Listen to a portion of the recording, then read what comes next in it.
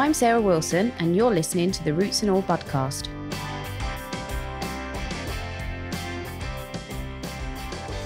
Hello and welcome to this week's episode of the Bugcast.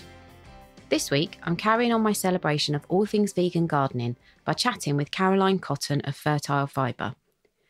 Since the 1980s, Fertile Fibre have been producing peat-free, coir-based organic composts. This range of traditional composts has been continually improved over the past 25 years and regularly does well in trials such as the Which Gardening Best Buy Awards. Fertile Fibre are Soil Association approved, meaning they have the chops on the organic front, but they've also been working closely with the Vegan Society and the Biodynamic Association to develop composts which are specifically tailored to meeting the needs of those growers.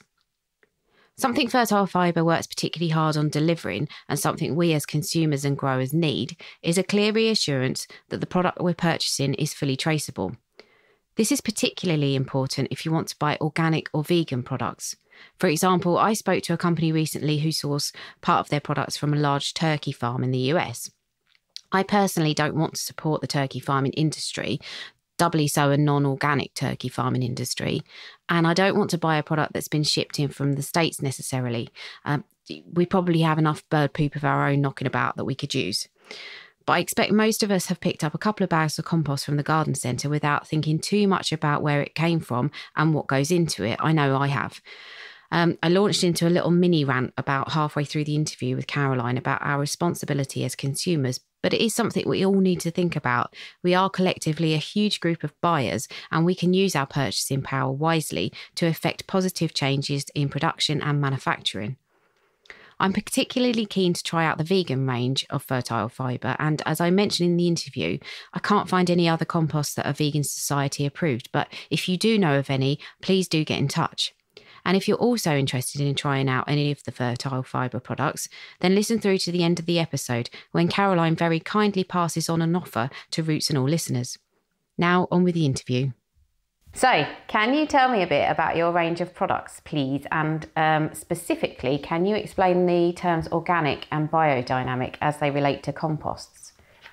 Yes, of course. Well, Fertile Fibre produces a wide range of organic peat-free composts, organic fertilisers and other organically sourced ingredients. It was originally the brainchild of Robert Hurst way back in 1989.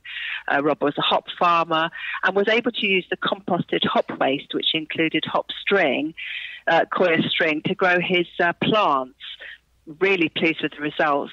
This sent him on a search for more of the same, and he realised there was plenty of this unused product around.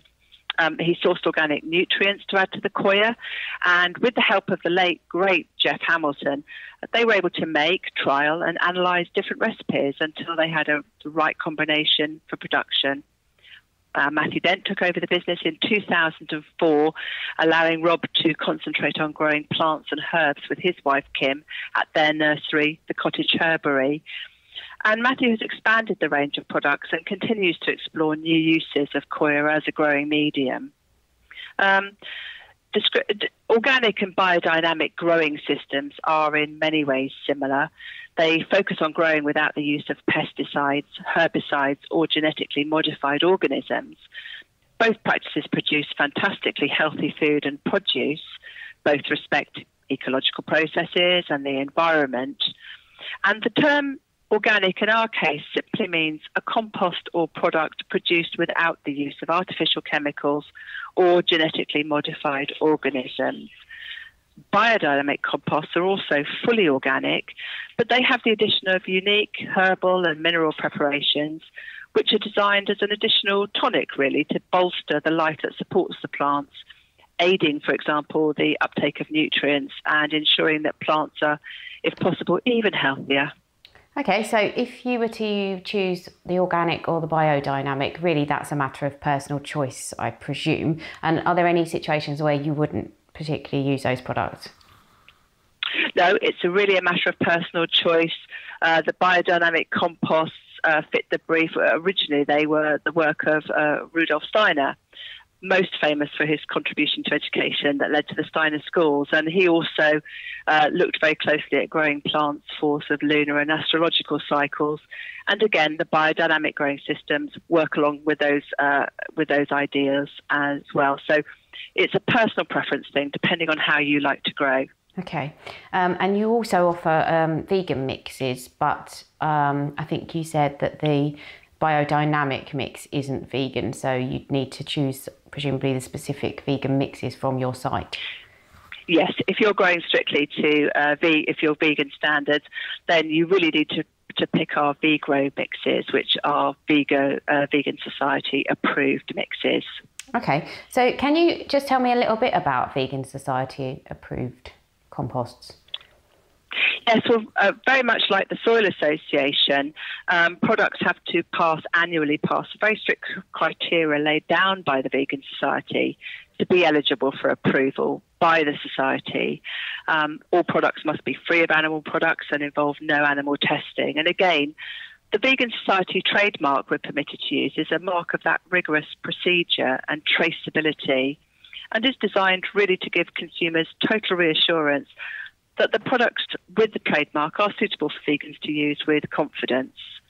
And, you know, we think that these are very important elements to ensure confidence with products that perhaps people aren't familiar with. Mm-hmm. Yes, I mean, I went to a trade show a few weeks back, and it was difficult to get people to nail them down to tell me what they put into their mixes or where they source things from, which is understandable. I don't want trade secrets divulged, but it would be nice to check the provenance of things, and that Vegan Society approval and the Soil Association approval actually gives you that. And what a lot of people were saying to me was, oh, well, we know our products are grown organic, we know that they are sourced and they're vegan, we just don't go through the rigmarole of having the approval. But do you think that's really important, that people should have that if they are selling products as either vegan or organic or what have you? Yes.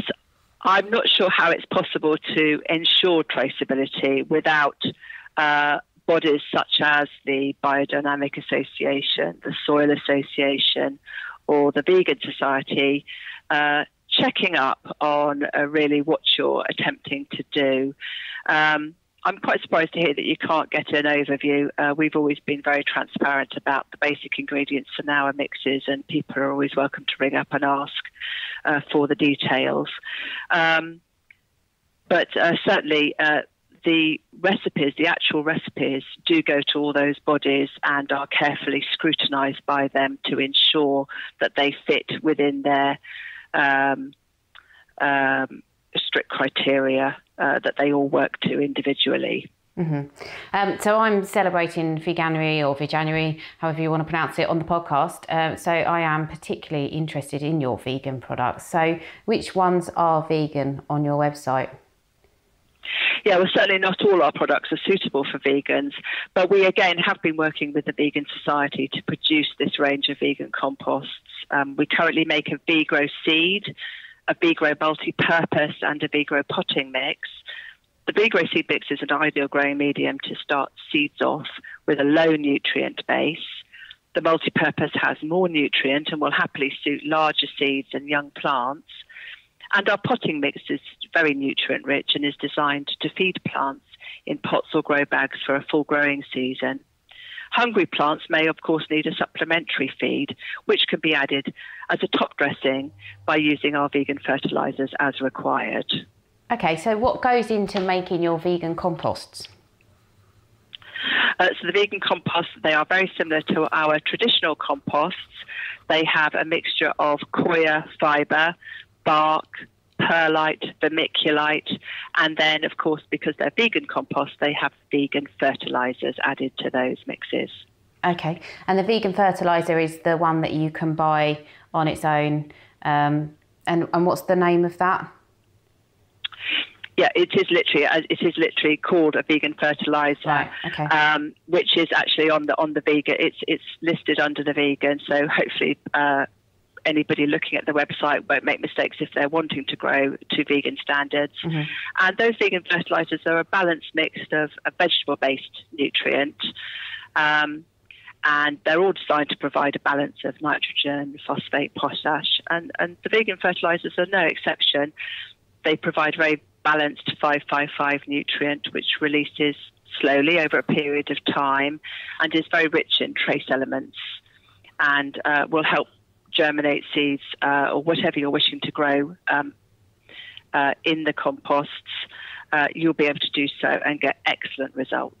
Okay, so they are like a general purpose kind of controlled release fertiliser.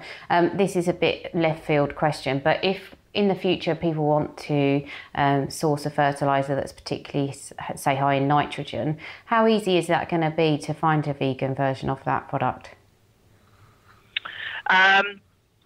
Yes, that's a good question. I don't know the answer to that question. I think that it would perhaps, if there was a sufficient demand, we could certainly look at those sorts of requirements, and certainly for people that are hoping to produce high quantities of, for example, tomatoes and things like that, then, they do require nutrients that are higher in certain base elements.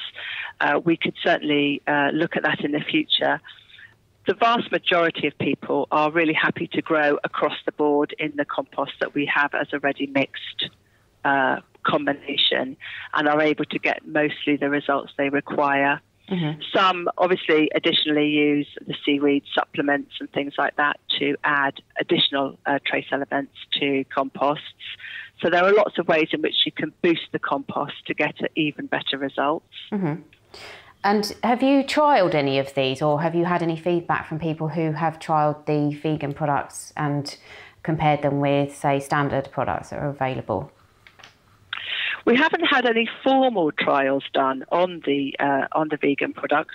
We're getting excellent feedback from our customers, who are telling us that they're getting very good results from the vegan fertilizers and the vegan mixes of compost. We always batch test all our composts, in which we always use the same fertilizers that we provide to customers. A small quantity of the product from each mix is taken, and we'll trial the batch to ensure that it's a viable growing medium. So typically we grow something quick to germinate, like cress seed. And we really have noticed very little difference between our vegan ranges and our traditional ranges of composts, which have been performing well now for some 20 odd years. Mm-hmm.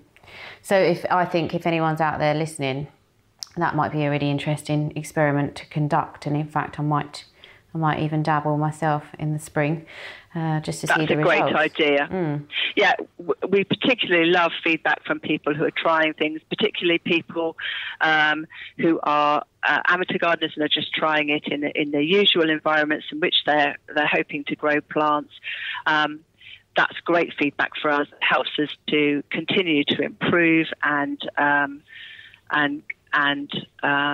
work hard at getting consistently better and better results. There's always room for improvement with all of these composts, and we're always looking for ways to get more standardized, improved results across the board. Mm.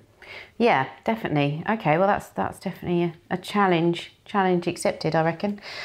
So we were talking about your compost mix, and specifically the vegan one, but I think this probably goes for all of them. They have a coir base, and then you add in vermiculite, perlite, bark, and the fertilizer in, whatever ratio you is your recipe.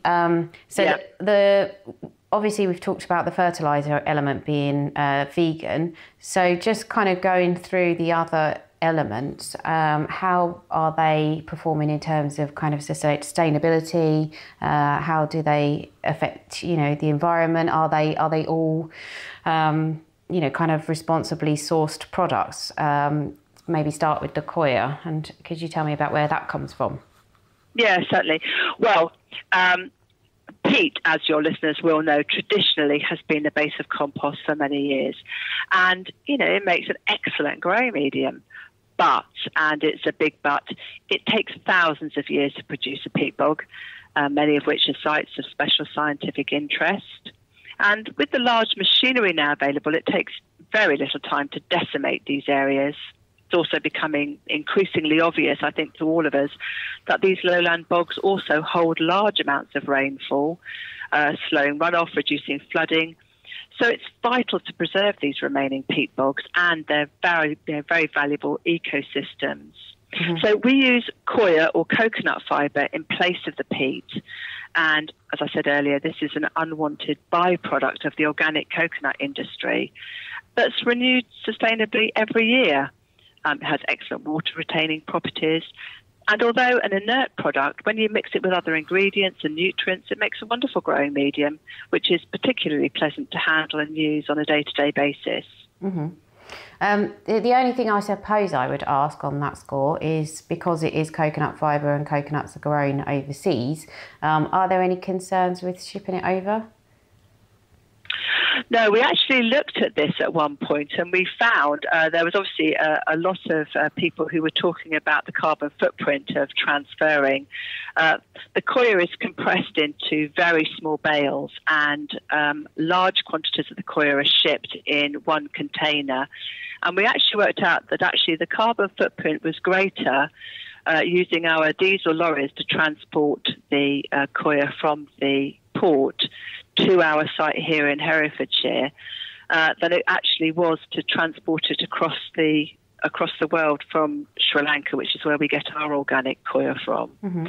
And I think as time has gone on and people have realised that where you've got waste products which aren't being utilised, there's also a very good case for using those products in a constructive way that protects other areas that are vulnerable to exploitation, like our peat bogs. Mm-hmm. So, on balance, we've always felt that that there's a justifiable carbon footprint to transport this waste product from one side of the world to the other side of the world. I wonder what happens to it if you don't take it away. Do you know what happens to it if it's just treated as a waste product? There was actually a very good, I can always remember, I think it was Jeff Hamilton, and I'm sure your listeners can pick it up on YouTube. He did a wonderful series called A Man in His Garden and A Friend of the Earth. And he actually looked at this very specific problem and found mountains of coir. These are very small fibres which aren't useful to use in making string or bristles for brushes or anything like that. And there was vast quantities of this waste product mounted up in areas of really outstanding natural beauty and tropical forests, which were not able to be used. And of course, the wonderful thing about the coir is that now it's widely available and widely used in the horticultural system. And it's really found a wonderful use for this byproduct, which until this point hadn't really found a use. Mm-hmm. So I think it's been a win-win for all of us, really. Yeah. Just to kind of pick up on that and your obvious, expertise on this, because I am going a little bit off piste and I'm throwing questions at you that I'd not kind of sent you previously to look over or to prep on.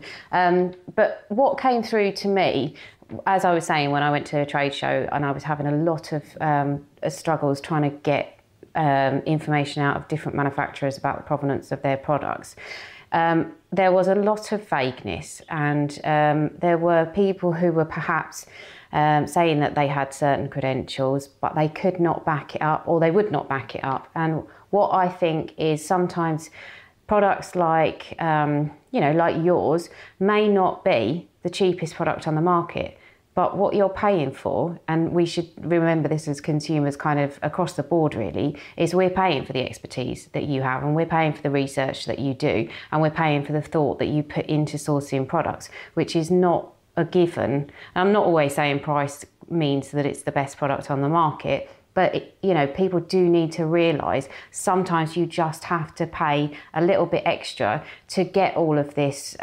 background to it. There's a mass of knowledge that's gone into developing your products, and it is important, and people, I think just need to remember that sometimes when they're making purchasing decisions. Anyway, that's me off my soapbox. So could you maybe just tell me a little bit about vermiculite and perlite as well, please, where they come from, and are they okay to use? Yeah, certainly both vermiculite and perlite are naturally occurring minerals, which are heat treated to expand their volume. Both have a pretty neutral pH, and both are lightweight, stable, sterile compounds that really enhance the structure of the growing mediums when they're mixed into them. Vermiculite is a soft, spongy material made from superheated mica, which has very good insulation properties. It's highly absorbent. It's particularly good at holding on to moisture, and it holds on to the added nutrients to feed seedlings, plants, cuttings for sort of faster optimum growth. So great in our seed mixes. Perlite, hard, highly porous material made by superheating volcanic glass or obsidian, which again improves soil aeration. Very important to have these air spaces in soil to allow roots to breathe. And that again allows excess moisture to drain quickly. They're both very environmentally friendly components within many composts, which do break down slowly into their sort of naturally occurring silicates. Silicates, the second most common element on Earth after oxygen. So a very wide element within our world. So if I had some vermiculite or perlite in a potting mix and I chucked it on my compost heap, or I just threw a bit on my garden, it wouldn't hurt. It would eventually just break down into the soil or into its components. Absolutely fine. And indeed, I've been doing that for some 15 odd years, and it's just vanished into the soil structure. Yeah. Wonderful. Okay. And the last component that we spoke about was the bark. Where do you source that from? Yes, well, we source British bark, and again, you were talking about the prices of all these sorts of things, and you do, of course, pay a premium for premium products, and across the board, our products are all very carefully sourced, which does involve a small additional cost. The British bark is, again, not only from Soil Association approved sources, but all the bark products hold the Forest Stewardship Council certification. And this is a council which promotes the responsible management of world forests. Mm-hmm. Again, the bark products can be used to mix and adapt, and you can tailor your own composts. The bark mulch is great for weed suppression. And I love to use the composted bark, which is much finer by comparison, for top-dressing pots and for repotting plants like orchids that like a low-nutrient medium. Mm-hmm. And good to use as a mulch because it's really light. And if you're lazy like me, it's quite easy to apply. So that's always a bonus. Wonderful, wonderful. And so you sell all of these elements on their own, don't you? So if people wanted to make their own mix, they could do that. They could just purchase the components and then mix them together as they saw fit. Yeah, of course. People are more than welcome to do that. And we obviously sell the blocks and bales of coir, which are the compressed dry coir. And again, there are lots of uses for that once hydrated. The inert material is great mixed with your own homemade compost or your leaf mould. You can add it to borders or vegetable beds to improve soil structure and add humus. Mm-hmm. Great for clay soils if you're in the London area. And of course, the wonderful Jeff Hamilton also used to use coir as one of the ingredients in his famous artificial rocks, which he developed to stop the decimation of the fragile ecosystems of the limestone pavements, and to provide gardeners with an alternative rock to use in their rockeries or, for example, around ponds. And we still get customers ringing up requiring the coir bales and blocks for such projects. Yeah, I love that. I love the thought of people making rocks in their gardens. Sounds like another thing that I might have a go at if I'm ever bored on a weekend. And yes, you mentioned putting the coir on the garden. How do you apply it to the garden? Again, you've got two ways of doing it, really. You can either just rehydrate the coir, typically put a 5 kilo bale in a wheelbarrow and pour water on the top and leave it for a couple of hours, and it will soak up the water and then it will naturally break apart. or when I've been feeling a little bit lazier and I've had a large border that is looking particularly tired, I've scattered the bales on the top of the borders and allowed the rain, of which we normally have plenty of, to do the work for me. And I can literally have a couple of days of rain, and then that will be enough to rehydrate those bales for me. They will naturally break down at that point, and I could just dig them into the borders, improving the soil structure. I wonder how they work, because I spoke to a representative from Bug Life about worms, and he was saying that sometimes the worms don't like the products that are things like coir, because they're not a native material. They will prefer to incorporate things like the leaves into the soil. So I do wonder what the worm population makes of the coir, if it makes any difference. Yes, I must admit, it's never appeared to affect the population of worms breaking up the soils that where I've used them, particularly in my garden in Herefordshire. But then, of course, really by comparison, the fibres are spread fairly thin across the surfaces of the of a border and are dug in. So worms will have plenty of other opportunities to use some of the other soil elements there. Yeah. Whether it's a problem if you just use coir, I don't know. I've never just used coir. It's always been mixed in with a soil base, really. Yeah, okay. Yeah, it's interesting. It's brilliant. And what I like most, I think, about there's lots of things I like about your products, but you can actually just chuck the whole lot on the garden and there's not going to be any sort of detrimental effects, and it's all... So actually, that is a good point. The vegan products, are they organic as well? Yes, of course. Everything's organic. So everything we do is organic. So right. The vegan products just have the only difference really with the vegan products is that we do all the individual products such as the bark and the vermiculite and the coir fit the vegan brief and fit their criteria. The only thing that doesn't fit their criteria, obviously, is some of the fertilisers that we perhaps use in the other mixes. So we've adapted this special vegan fertiliser to conform to the rules and regulations that the Vegan Society have asked us to work to. Mm-hmm. Brilliant. Do you know if you are the only company that's producing Vegan Society approved compost? I actually don't know the answer to that question. I know that there aren't very many of us that are Soil Association approved and Vegan Society approved. We're certainly in the minority. I can't, off the top of my head, think of another company that does Vegan Society approved composts.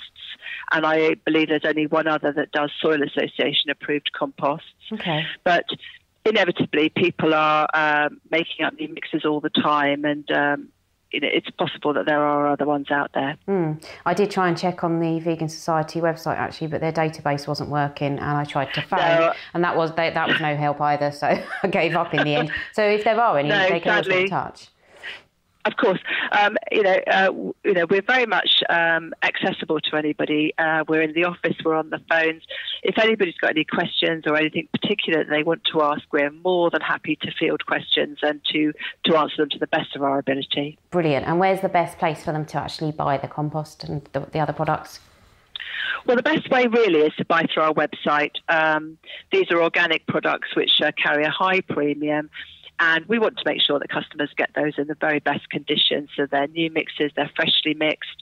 There's also lots of other information on the website, which we hope will be of interest to anybody trying to learn a bit more about coir-based composts. And of course, we'd also like to offer your listeners of this podcast a 10% discount to encourage them to try any of the products. Just use the code ROOTS10 at the checkout. Brilliant. That is amazing. Thank you for that. I am going to avail myself of that offer for sure. And, fantastic. I'm going to definitely test it out. I haven't tried it yet, actually. So I'm, very, very excited about it. I don't think that you can get a better pedigree than what the compost has. So I am very much looking forward to trying it. Good. No, well, we're certainly very proud of the fact that our composts are Soil Association approved. And, the Soil Association in particular is the UK's largest certification body with over 70 years of experience in organic growing. And we work very closely with them to ensure that everything we use in our composts is traceably organic and approved by them.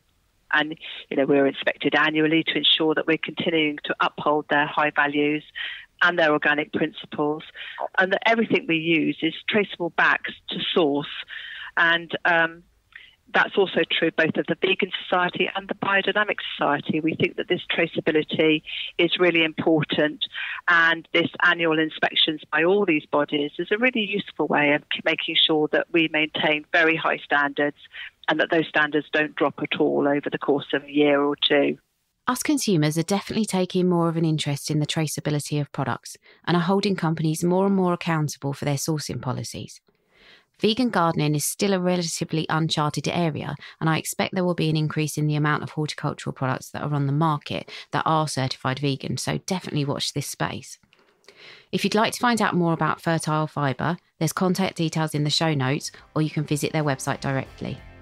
And if you can't get enough vegan gardening, join me next week for an excellent interview with horticultural journalist Matthew Appleby. Matt is delightfully straight talking about horticulture in general, but we also talk about his new book on vegan gardening, which is due out at the end of the month. Matt is a hugely respected journalist, and you don't have to go too far to find examples of his written work, but next week's episode will be a good opportunity to hear him speaking for a change, and it's a real treat, so do join me for that. Thanks again to Caroline for a fantastic interview, and thanks to you for listening. Have a great week, and I'll catch you next Tuesday.